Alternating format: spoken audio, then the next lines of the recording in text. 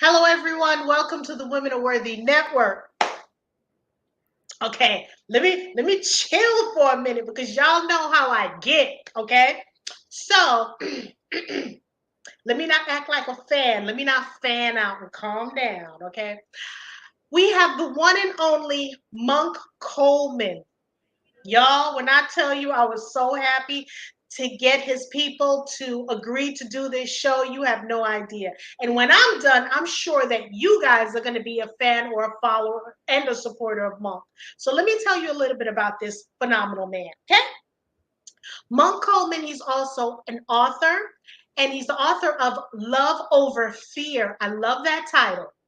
It's a guide to peace and purpose. It's a guide on letting go of the belief system that we're connected to at a higher state and also a higher state of being. Monk is a graduate of the University of Holistic Theology. When I tell you he's deep, this man is deep. Okay. He's also a transformational coach, public speaker, personal trainer, and 3 times pro natural physique bodybuilder. He based his coaching program on his own experience with dealing with healing from alcoholism, poverty, depression, and we all know those dysfunctional relationships, right? Monk has taken his years of experience and created a life service of love at the forefront of everyone. The Women Are Worthy Network, we are proud, we are so honored to have the one and only Mr. Monk Coleman. Yes, baby, we have stepped it up. Thank you for having me. It's an honor for me to be here and to be on your show. I want to thank first and foremost Gangster Holistic who introduced me to you. Okay, every week you got to get him on your show, Jackie. You got to get him on your show. You got to get him on the show. So I want to give props to Gangster Holistic. So make sure you follow his page. It's Gangster Holistic, and I'll put everything up there. Now, for those, let me, without further ado, please don't forget to like and subscribe, share. Sharing is caring. Y'all know how I feel about that. Sharing is caring. So let's share the platform. Monk's IG, I'll post it here for everyone to see. So, Mr. Coleman, may I call you Monk? Yes. Okay. Tell us a little bit about yourself because we're going to get into everything in this short hour, so to speak. Tell us a little bit. Who is Monk Coleman? Well, I'm still trying to figure it out. So I believe when we start to really become who we are, it starts to look like love. But initially, when we show up here, depending on the circumstances that we show up in, we are given this program. And usually, with a lot of us, the program is very dysfunctional. So I was indoctrinated as far as the religious aspect goes because I was going to church from day one. But on the other hand, I wasn't seeing those principles at home. So you got Mm, this conflict going on, right? So at home, it's one way, and at church, it's this way with a lot of rules. Then on top of that, I didn't have a father. My father passed away when I was about 3.5. So learning to become a man or what that even looks like. My father had substance abuse problems, and that's because of his lifestyle. That's why he passed away. So who knows if I would have been in a better place or a mhm. worse place. But showing up here, I believe we choose these experiences, we choose our families. And when we come in, it's about to learn, it's about learning what we need to learn from this life and growing from it and becoming who we came here to become. Now, I believe truly that we are all love in human form, and anything outside of that is just being misaligned. So, the program that we're given is a lot of separation, right? You grow up, you don't even learn that you're a black or a color until you're conscious enough to understand what that even means. You're given your first meal, you're given your religion if your family is a religious goes to church or whatever that religion may be, and you're given your education. People don't talk about this, but the education was set up that way on purpose. They want to make workers, they don't want to make free thinkers. So you get to a point where you identify with all these things. So if you're poor, your belief about life is the struggle. And then if you believe what they say about Black people as far as in the media, you're already lacking self-love, because what they portray Black people as is something beneath the rest of everybody else, right? So now you are separating yourself as far as the race goes. You're separating yourself. Maybe you're a Christian and now you're separating yourself from the Muslims. And maybe your family is one political party, so you gravitate that way. So now you're separating yourself from those other people. And then you create this identity, and then you seek evidence for everything that you believe. So people don't understand. You don't get what you want, you get what you believe. You you look at life through a certain lens, and from that lens your life is created. So your coping mechanisms, what do you do when pressure is applied? Well, what have you seen? What have you in your household? How did they move when hard times came? Did they go to the bottle? Did they go to drugs? What did they do, right? And even as far as discipline, how did your parents discipline you? So all these things are passed down, and this is what we call generational curses. So all these things that make us sick and dumb are passed down from generation to generation, and none of the things are real. So I lived my life through that lens for a long time, and what ended up happening to me is I was a perfect combination of my father, who had a substance abuse problem and lived a certain lifestyle, and my mother. She had her own thing going on, right? This I don't think she graduated from high school. She had a lot of kids, blah, blah, blah. But I was a perfect combination of those two. And let me shout out my mother, because my mother had 7 children. No man was ever in the house. Mm. So that being said, I can't even imagine that. I can't even imagine that we all survived through this upbringing. It was just a lot. And I didn't understand that at first, because I didn't want to be in the house, because, like I said, we were on the system. Everything was chaotic. I just wanted to be normal. I wanted our family structure to be normal. And I thought it was, until I went to someone else's house when I was getting older. And I'm like, oh, this is what it's supposed to look like. No wonder I want to leave from this environment. So growing up and going forward, I did the church thing. I was really, really in it. I was in it. I was trying to save people. I'm like, because I was fully indoctrinated, saying that, if you don't act this way, you're going to get punished. It's a fear-based religion. So the people I cared about, I want them to also get saved. And then I got to a point where my hormones started kicking in. And, they got rules in religion. So I'm Mhm. starting to become a man. And I'm having these feelings, if you know what I'm saying. And one of the rules is you can't do this. And then I got to the point where I'm like, I cannot walk on eggshells anymore. I went from 17 years old in church, 19 years old, I'm selling crack. Just like that. It was like a switch. It went from one lifestyle to the next. So I tried all that. It didn't work out for me. Now I'm going to try my father's way. And it was a trip, a few years into living that way. My mom told me, she said, I'm worried about you. And I was like, I came in drunk and high and things like that. She said, I'm worried about you. And she said, you remind me of your father. And that Mm. never really hit home till after I was sober, because she was seeing me in him. And he passed away because of that lifestyle. So when she said it, I'm like, yeah, whatever, that type of Mm. attitude. Then I look back on it now. I'm like, she's seen the train wreck. She's seen where this was going to end. She already saw where it was going to end. She already witnessed it one time.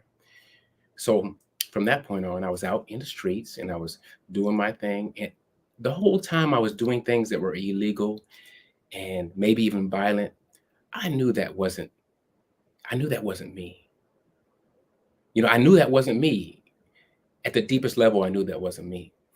But my need to be accepted and loved and have a feeling of community was bigger than that feeling. I was around people that had similar backgrounds. None of them had fathers. We were all fatherless. I don't even think I went to anybody's house where their dad was just there.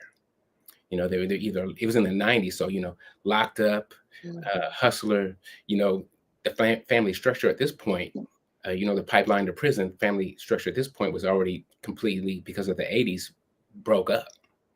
So all of us were just young bulls running around with no guidance, learning from each other, and then everybody started going to prison, or even worse, right? So I was in this one area up in Northern California, and I seen it all happening. Everybody was going to prison. Things were happening to people, and I said, "Well, I need to move."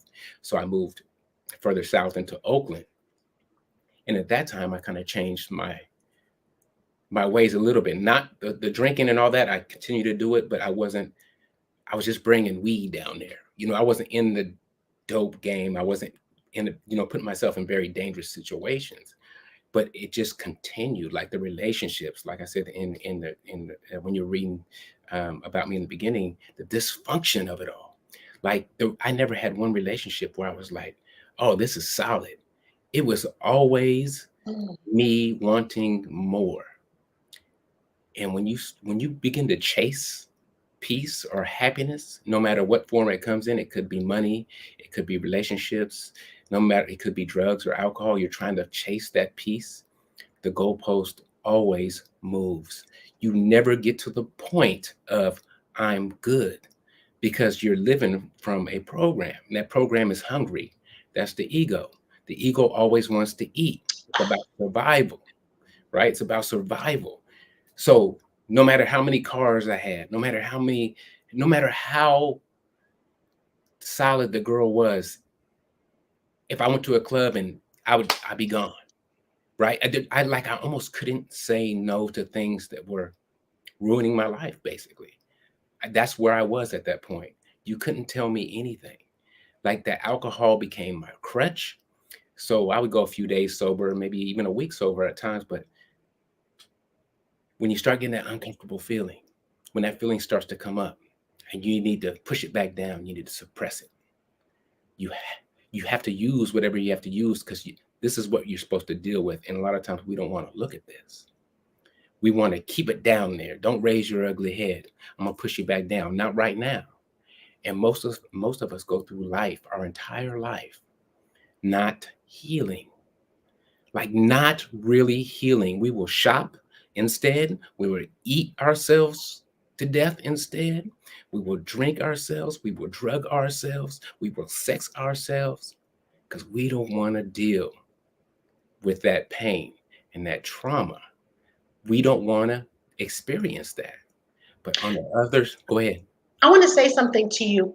Um, I've been on a journey myself where I give less than two hecks what other people think about me. I'm showing up as my authentic self. I'm not thinking about other people. I'm thinking about Jackie. And what I mean by that is I let go. I realized all these things I was thinking, it's the ego. Whether I didn't want to apologize, whether I wanted, whatever it is, the ego is so huge in our infrastructure, as I call it. It Mm-hmm. plays a big part where you don't want to humble yourself because of ego. You don't want so many different things.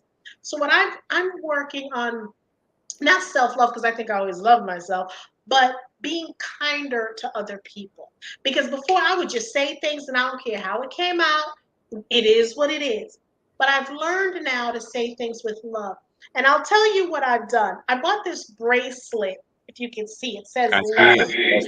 What I do is when I place the bracelet on the outside, that means with the L going down, that means I'm giving love out.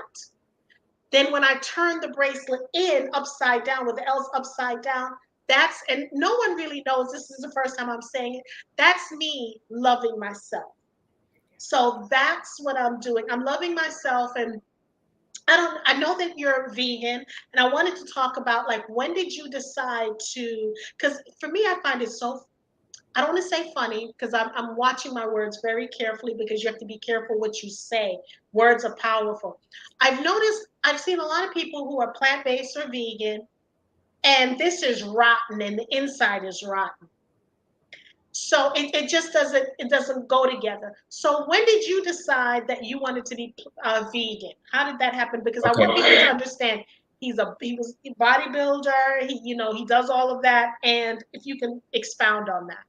Yeah, so I'm hearing some feedback now for whatever reason. On my end. Uh-huh.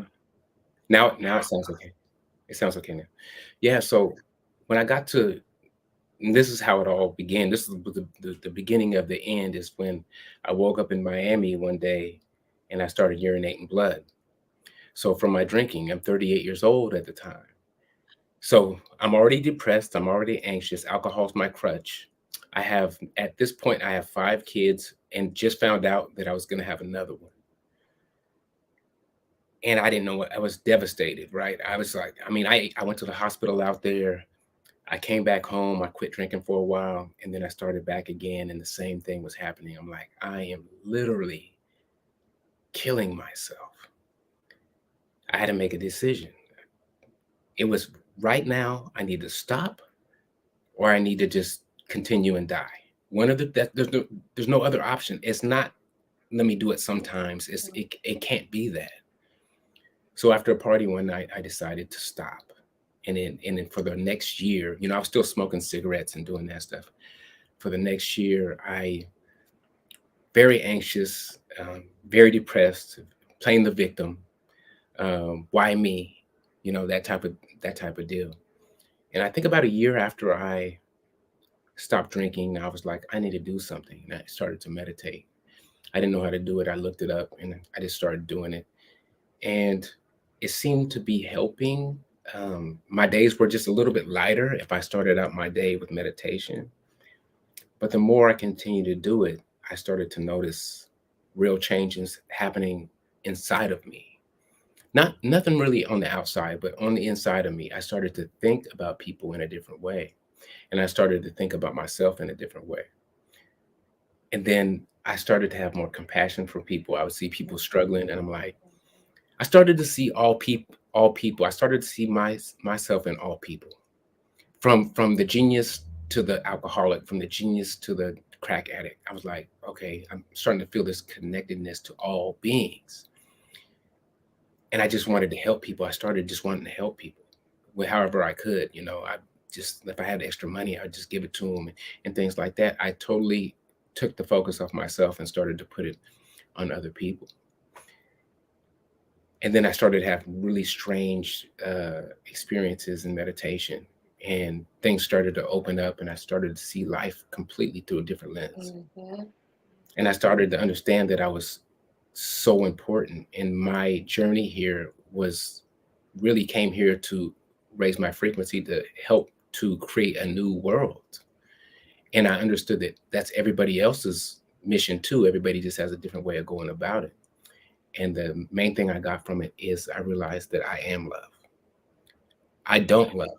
I am love. God is love. We are love. And when we don't feel that, we're just out of alignment. When you're in a good place and you're doing good things and you're volunteering, you never are volunteering somewhere and feel bad. Your heart is wide open. That's why you're doing it. That's the love that we are. That smile that you smile when you smile at somebody, a stranger, and they smile back, that's what we are. All the other stuff, the anger, the jealousy, the violence, all that stuff, that's fear based.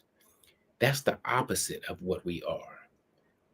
Anything that's in a lower vibration is moving further away from who we are. When we start to feel good, when we start to feel that peace and that love within us, the closer we are to who we are.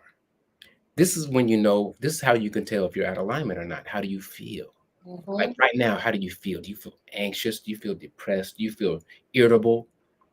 Irritability is a great uh, way to know where you are at the moment, because be with that. I'm not telling you to suppress any of these feelings, but it's just telling you this is where you are at this moment. So for me, I started to come close. Like, they say the light is at the end of the tunnel. For me, I say the light is not the end of the tunnel. You're just so far removed from who you are. You think the light is separate from you. You are the light. You Mhm. are the love. We gotta we gotta under this is what I want people to understand, that they don't get anything else from this. For a couple of things, you are on purpose for a purpose. These are facts. And if you become who you came here to become, you're going to do amazing things. And I'm not saying big things, right? Even though they're big things. I'm not saying on big stages. I'm just saying the energy that you carry alone changes lives. We're all just frequency. And when you carry that high frequency, that love and that light, just being in you can go into a room and change the whole energy in that room. Like you can walk around and just Mm-hmm. Yeah. be that being. And that's what we're here to do. We're not here to judge. We're not here to do anything like that. We're not here to separate. We're not here to be Republican and Democrat. We're not here to be black and white. We're here to be a divine spark. We're here to be love. And it's just the systems that are put in place that cause this separation. It's just the systems. If we never had any of these systems, we'd all be doing the same thing. This is why I love The Matrix. I love that movie. But I want to give props to Mrs. Monk Coleman. Ma'am, when I say I love you, I love you. Thank you for all that you've been doing and you continue to do. So I got to give you props, Mrs. Coleman. She said, we are the light and we are the love. Now, here's the thing. What I chose to do, I chose to unplug out of the matrix. That's what I chose to do. So watching the matrix have helped me through this valley or peak that I'm going through right now. And because I don't just look at it as a sci-fi, I look more into what it's all about because it was really about love. If you really think, if anyone has watched The Matrix, it was about love. So when you mention that, this brings up a point when you talk about love. We have so many negative things that are happening in the world today. For some, it's hard for them to find purpose. It's hard for them to find peace, but it's easy for them to find fear. And for me, I choose to, like I tell people, I don't look at the glass as half empty, as half full. Give me the damn bottle and I'll pour my own water and I'll decide how much. So by saying that, I'm the master of my own destiny. And I understand a lot of things are happening, but as you see, the suicide rate has gone up, especially with little kids and parents. What advice would you give someone who they're just caught into the merry-go-round? They don't know how to get off. It's like when you jump in double dutch and you're like, okay, ooh, I'm getting smart since you on the show today. Baby, keep bringing it. No, but it's like you jump in double dutch and you're like, okay, get in, Jackie. Wait. What advice can you give people? Because people are silently mourning. Yes. So The Matrix is a documentary. That's not a movie. I just recently seen it maybe about 6 years ago because someone I know was like, the way you talk, you never seen The Matrix? I was like, no, I've never seen it. And it was mind blowing. So the Matrix basically is your programming. Like what I was talking about earlier, all the stuff that was given to you that you create, that you said, okay, this is my identity. None of that is your identity. Your name is not your identity. Your Mhm. race is not your identity. Your body, you have a body. You aren't your body. You are spirit. So the matrix is just unplugging and realizing that that is not you anymore. That is the ego-based program, right? So whatever that program, whatever filter you're looking through, whatever lens you're looking through, all your reactions, because the reactions are going to be the same all the time. They're going to be consistent. So you can think you're good, and then all of a sudden someone does something to you that triggers you, and you do same reaction, because that's what your program is working with. When you unplug and you recreate and you become who you're supposed to become, you now can respond. Now, there's a huge difference between a reaction and a response. You go to the doctor and they give you some medicine and you have a reaction, that is bad. If your body responds to some medication, that is good. And what meditation did was gave me space between a reaction and a response. I was no longer automatically triggered by things. I had the space to pause Think about the best possible outcome and then respond out of love. Because I know people that are hurting are just out of alignment. They need love more than anybody on this planet. They do not need your judgment. So, my recommendation, as you said, as you asked me, stop watching the news. Anything that's fear based, you have to understand that every time you look at something, your diet doesn't consist of just food. It's what you hear and what you see and who you allow to be in your circle. Anything that's fear-based that you're watching, you think you're being informed, but you're only being informed to the extent that they want you to be informed. And whatever information they're giving you, they're just giving it to you because they want you to take this information in, whether it be true or false. And most of the time it's false. So if you can get somebody in fear, you can control them. Look around. You can tell the people that are living in fear, and you can tell the people that aren't. Mm-hmm. Listen to people. You can tell the people that are living in fear. You can tell the people that aren't. So when you're in fear, your immune system takes a hit, right? You're susceptible to all type of depression and anxiety. Your body starts to not work how it's supposed to work. Your breathing is off. You're probably self-medicating. All these things. So stop watching it. Stop being a part of it. You'll never know how much better you can feel when you stop watching the news. Because even myself, like years ago, I used to watch it and I used to pick a side. There are no sides. We have to realize there are no sides. There's no enemy. The enemy is within you. Mm, mm, mm, mm. God is within you. The devil is within you. Where's your focus? Where does your focus lie? Monk, what is love? What is love to you? Love to me is the highest, purest frequency, the most powerful force in the universe. Love to me is God. Love to me is God. Not love as in I'm attracted to you, that type of love, but agape love. Pure, unconditional. No I love you buts. Just unconditional love. That's God. That's the that's source. That's my How opinion. how did you get here? Because you went through your journey. And here's the thing. So often you want to do something, but you're sitting on the fence and you have to decide, do you sit on the pot or do you get off the pot? When did you decide that, you know what, I got to make a change and not just say it, but to actually do the work and do it? So there's a lot of tools you can use, and my tool just happened to be meditation. But what meditation did for me is it allowed me to get still enough to receive information and direction and guidance. So there's only one there's only one thing that's real as far as time, man created time, uh, goes, as far as that goes, and the present moment is the only real thing. So there's no past, there's no future. The present moment is basically the past meeting the future. So, in order to change your outcome in the future, you have to be in that present moment. Everything happens in the present moment. If you're going to go on a trip, the planning happens in the present moment. When you go on that trip, it's the present moment. Everything happens there. Our minds are just in the future and in the past.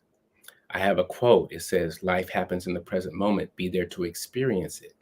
So, when you're in the present moment, your body does a certain thing and you start to regulate your breathing, and your mind does a certain thing. It starts to slow down and it starts to open up and it starts to grow gray matter. And you start to have this connection to whatever you think God is. And you start to become divinely guided. And you don't know why you're taking this step or this step, but Mhm.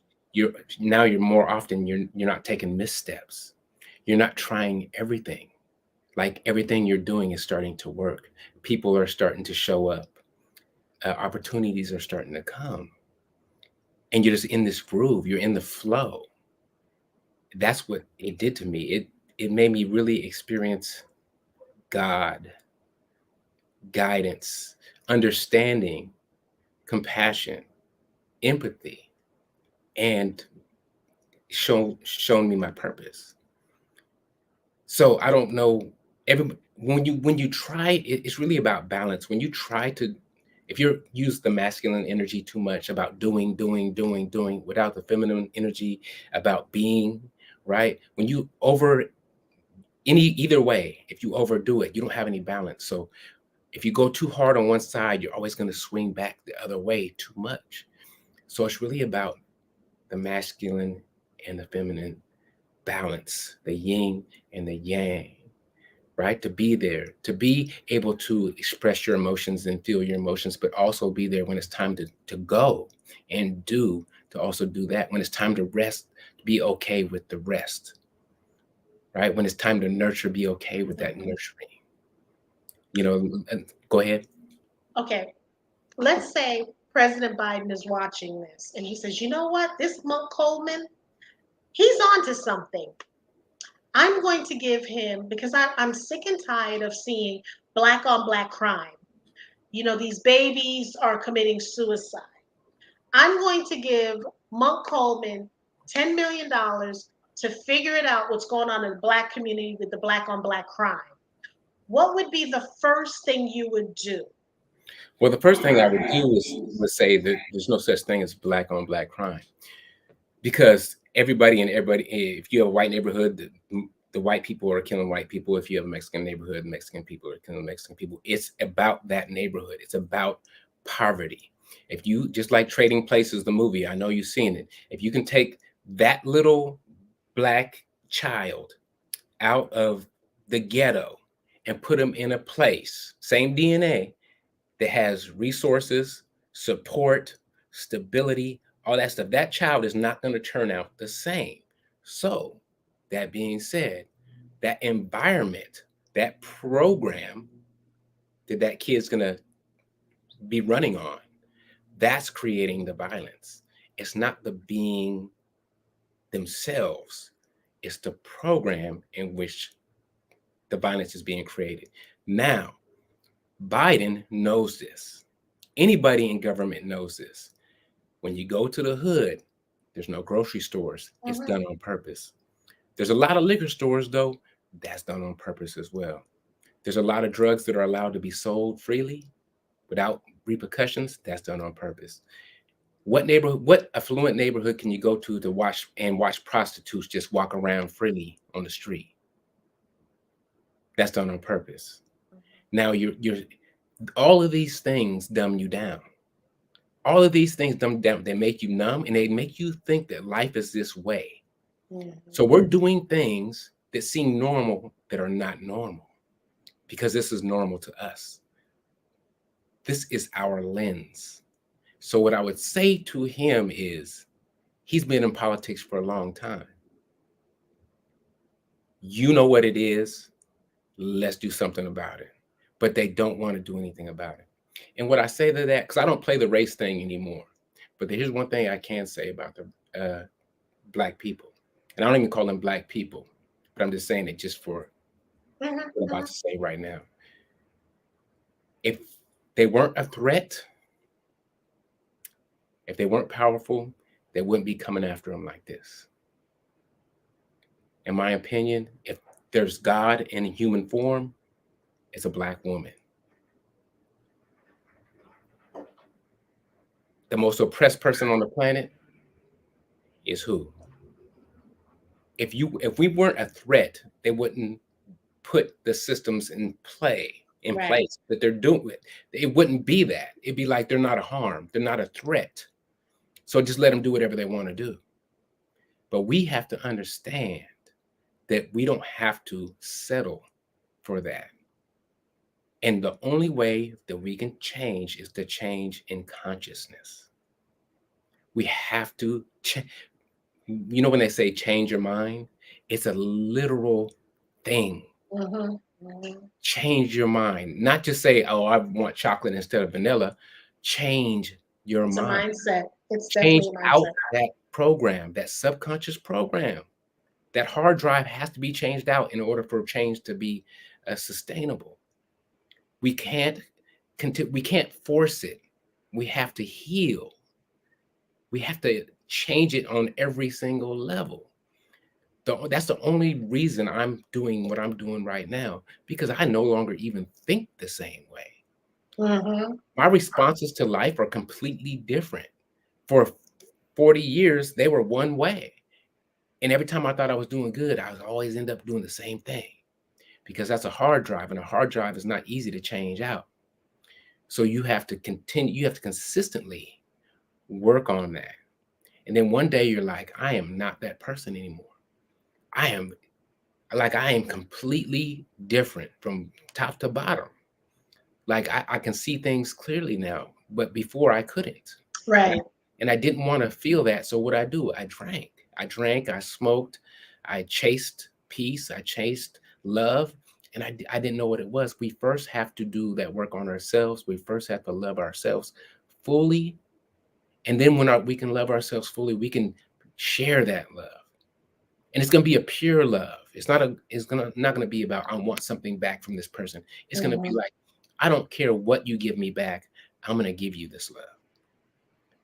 I want to gift this love to you. You can never run out. When your source is God, you can never run out of love. You're always going to be able to give it. And when you really give from your heart, you don't care if they return it or not, whatever it is, right? So, you know how some people say, can you help me move? I say, yeah, I'll help you move if you help me move when it's time for me to move, right? Transactional, because it's Right. transactional. Exactly, right? Hmm. And for me, it's just like, yeah, sure, I'll help you. I don't need nothing back. You know what I'm saying? I don't need anything from you. And that's giving from your heart. And that's what we got to start doing. We got to start giving. Go ahead. And that's what we need to change the mindset, but as people, because I understand you were saying, well, it's not a race thing, it's an environmental thing. We all know that. But we have to also focus, because being a black woman, I'm not going to say I'm being a black woman because that's the first thing you see. I want us to improve our environment. I want us to improve our mindset. Forget about what people are saying about us. It's what we're seeing in the news. It's, that other rapper just got killed. Yeah, in Okay. LA. And those are the things I'm sick of seeing. Yeah. Nipsey Hustle and on and on and on, Pop Smoke. I'm sick of it, and forget about, and we all know what's happening every day in the hood, but now they're just shining the light on the rappers. So for me, it comes from, we have to love ourselves. But here, that's a problem for me, because, and when I mean that's a problem, not everyone knows what the definition of love is. You know what I'm saying? So if you know what the definition of love, because I may say I love you and I may stab you in the back 1 minute and I still love you. So we have to operate on the same level vibration of love and knowing the definition. That's why the dictionary is so important to me. We have to know the definition of what we want. Because I may say I love you and treat you a certain way, but now is the time. We gotta wake up. We have to wake up. We have to make this right, because the world, I believe in that verse in the Bible. I'm in this world, but I'm not of this world. So Yeah. certain things that are happening, the virus and all, I'm not paying that any mind. Mhm. Okay, because if you get consumed, you get high blood pressure, and all that, and on and on and on, and panic attacks. I'm going to do the best that I can do for my body and take the things that I'm supposed to take, do whatever it is it's supposed to do, and keep it moving. Because, like you, I found, since I have this new way of thinking, I love everyone. I mean, I like a lot of people, but I love everyone.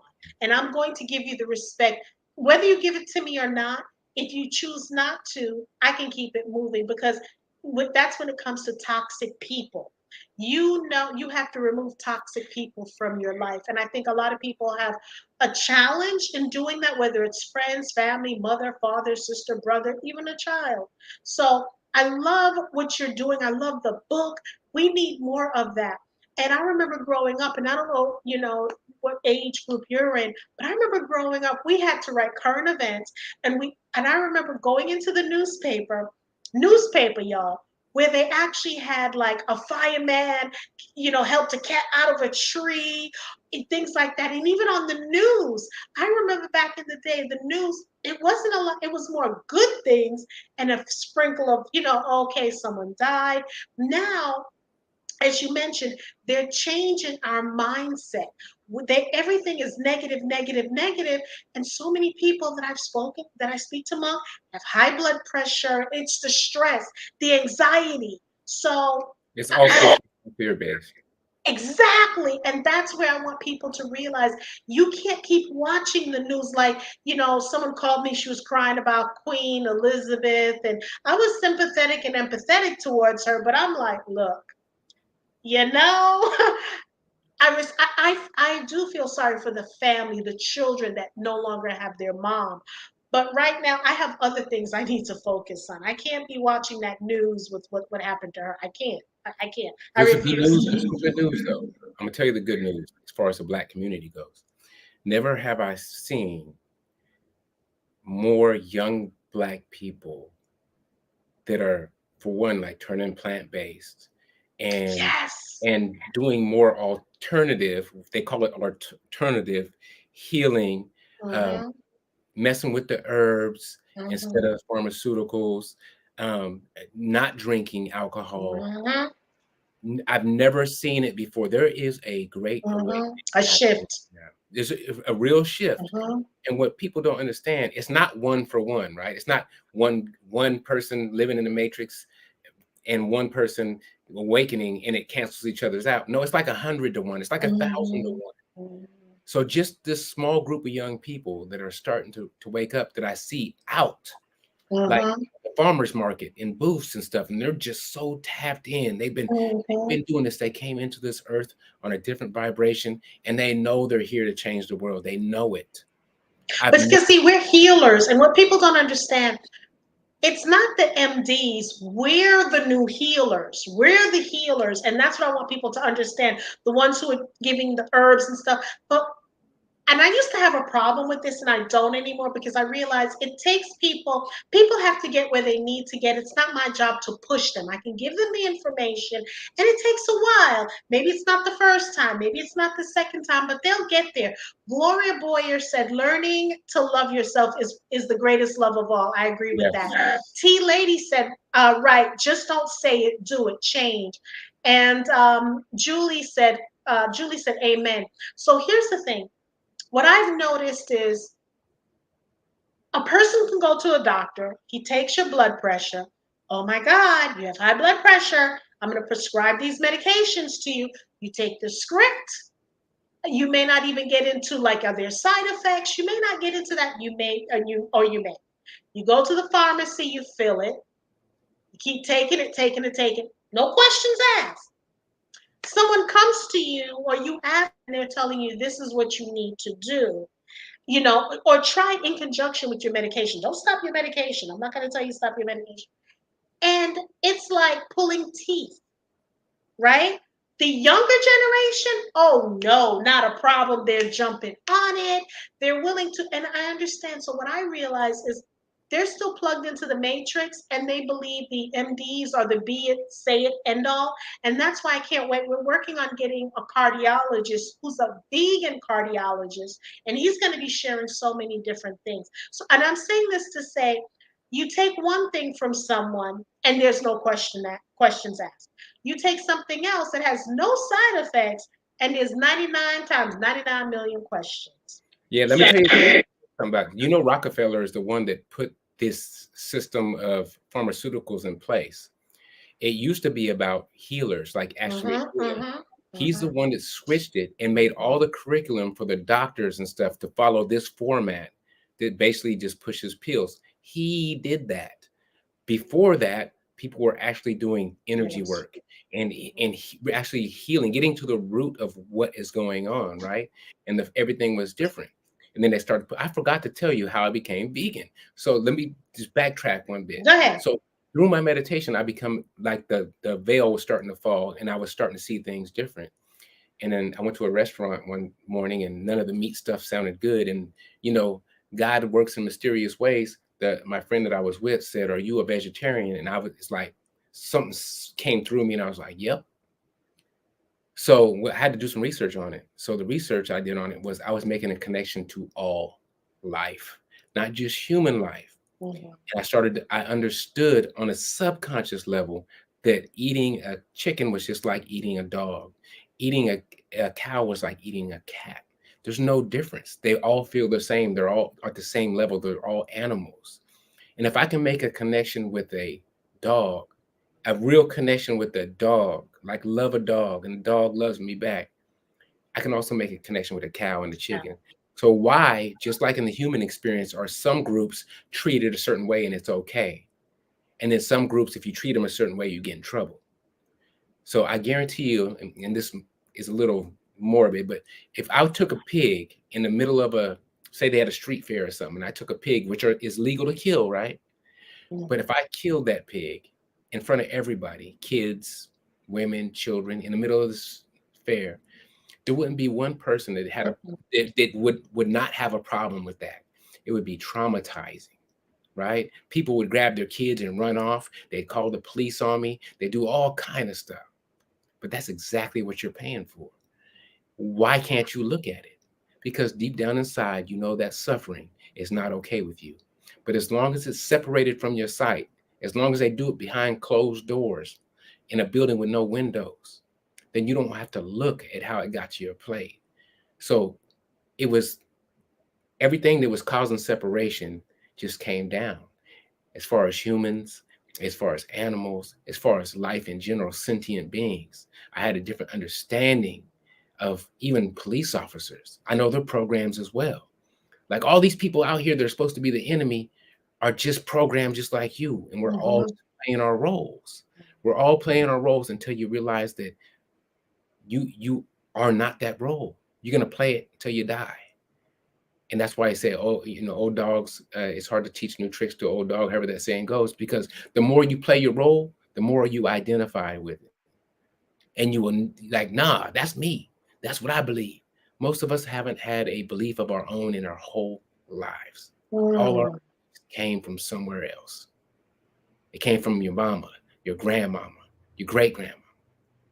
And what we don't understand, and a lot of people don't understand, is when you heal yourself, when you really heal yourself, you can heal both sides of your time of your ancestors and your people going forward. You When you breaking that generational curse. look, you are changing timelines on them. Look, Mhm. your all your ancestors are in you right now. Part of them is Mhm. living in you. So when you heal yourself, how is it not healing all of that that's in you? Those traumas that were passed down to you from them are now being transmuted because of you, and they go no further. And see, that's what people, because for example, like sometimes I'm around a group of people, women, and I don't think my personality is not braggadocious. My personality is I love myself. And this is who I am. So I'll get remarks and I'll hear remarks, and it doesn't bother me. It used to bother me when I was younger, and this mouth would kill you because this mouth was not a good thing back in the day. But that was ego. That was ego because I'd want to snap back at you. But that was ego. So what I've learned to realize is that person is not at the level I am. So what I tell people when they say things that may can be considered disrespectful is you don't love yourself. I love me. And I have like a more masculine testosterone, more testosterone in me because I was raised around men. So a lot of things don't affect me like it would other women, but like I said, this mouth was not to be played with. So what I've learned to is say things in love with people, learn to ignore certain things that people would say, because you know what, I'm not going to let you ruin my day. I'm going to rule my day. My day is not going to rule me. And because you made a remark, I'm not going to let it take me out of character. Look, I'm perfect now. I'm not perfect because in a minute, but I think before I actually speak, before I had no filter, I still think I don't have any filter, but I'm careful with what I say because it can be misconstrued in certain ways. But I still leave it open that if there's anything that you don't understand, you can come to me and I can explain what I'm talking about. Because I'm telling you, I've noticed the difference living up in the South. I'm just quick, run, and a lot of things don't bother a lot of Northerners as opposed to living in the South that I'm seeing. I can say something, what do you mean by that? So I had to learn their way as well. But at the end of the day, Monk, I'm all about love. I'm all about peace. I'm all about helping all sisters. If you have a vagina and you positive, you welcome in my world. We take the penises too, okay? We allow y'all to come in. But no, but all jokes aside, I'm all about positivity. If anything that I cannot deal with because I break out in hives, can't deal with negativity. And I understand some people are just that way until they meet someone like you or me or other people to see the other side. But where can we get the book? Well, you can go to my website, monketernal.com. Mhm. We want to sell it from there because I do I autograph it as well. Oh, You can't okay. get it. You can't get it from Amazon, but I'd rather you go through my website. And earlier you put up my Instagram. My Instagram is actually monk_eternal. Mhm. What you had up there, I think, was I am a loving awareness, but it's monk_eternal for my Okay. Instagram. And yeah, we're just all at different stages of development. I mean, if you kick a dog when it's a puppy, you don't blame the dog when it bites somebody when it gets older. It's like we don't know the trauma that everybody has gone through. So we have to have True. some understanding. We have to hold space for people that are not acting right because they're not acting right because they're hurt, they're in pain, they're traumatized. Mhm. Those are the people we should be the gentlest with. Mhm. It's when you get to a point when you can love the unlovable person, when Mhm. you can have some understanding for them, when you can go, okay, they need me way more than this person that's in a good place, Mhm. then you're really living that life. Like you really get it. We are Monk, but we also got to be careful because you have some people that just live in that victim mentality and they use that as an excuse like, well, I went through this, I went through that, this is the way I am. So we have to also be careful because I'm a firm believer in, I don't mind pouring out, I don't mind you tapping into the bank account, but eventually it's going to be depleted. We understand love, when you're with God, there's an abundance of love, but you also want to make sure that the people are tapped into you as well. Because what happens is when you're the strong one, people forget that you need some love too. You know what I'm saying? Let me clarify. I'm not talking about that. I'm talking about even setting boundaries. I'm Right. talking about Thank you.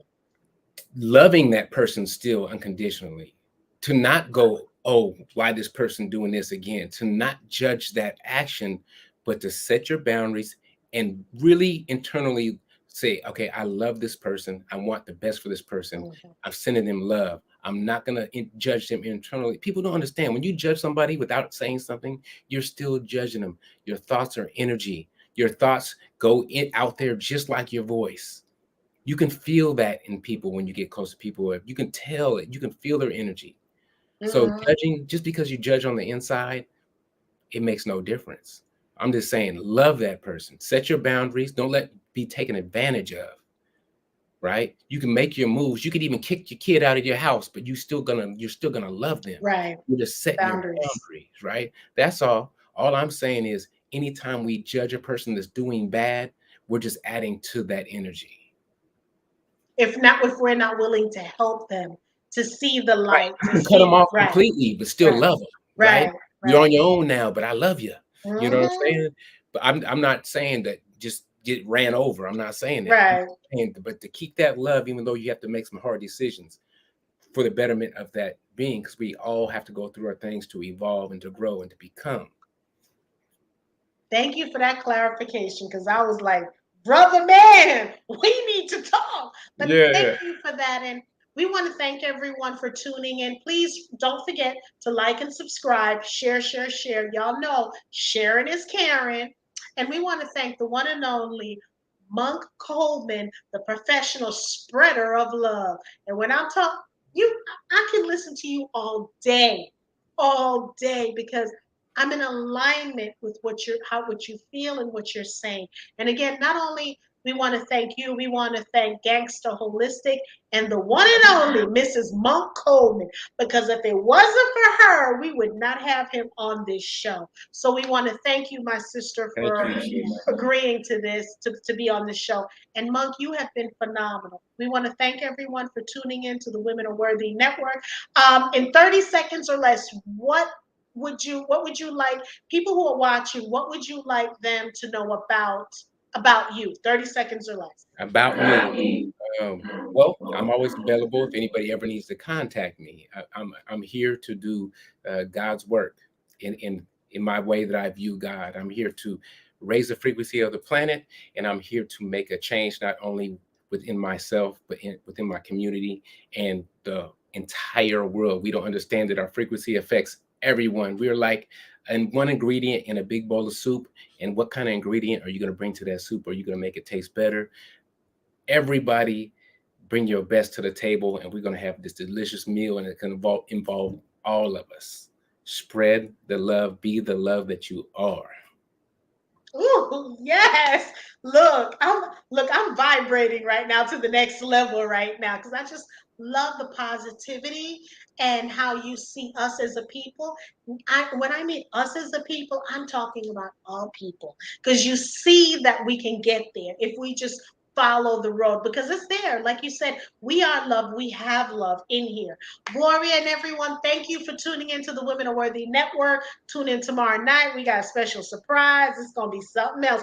Bring your popcorn, y'all. So we want to thank you, Monk, again for Thank tuning in you. and for being a very special guest on our show.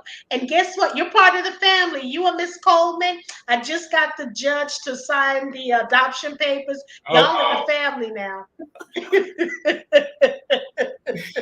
that's what I'm talking about. Hey, don't change your mind when we show up in Atlanta and call you. We ain't got, look, I ain't got a Hey, problem with that. hey, You don't hey, positive, so I'm talk about good. you I'm ain't good. home. Don't be talking about you ain't home. I'm out of town. Nah, nah, we We got go, you. we gonna pull up on you. Pull up, pull up. I said I'm from Brooklyn. I don't told you that. Pull Right, up. right, right, right. Good night, everyone, and have a special great night. Bye bye.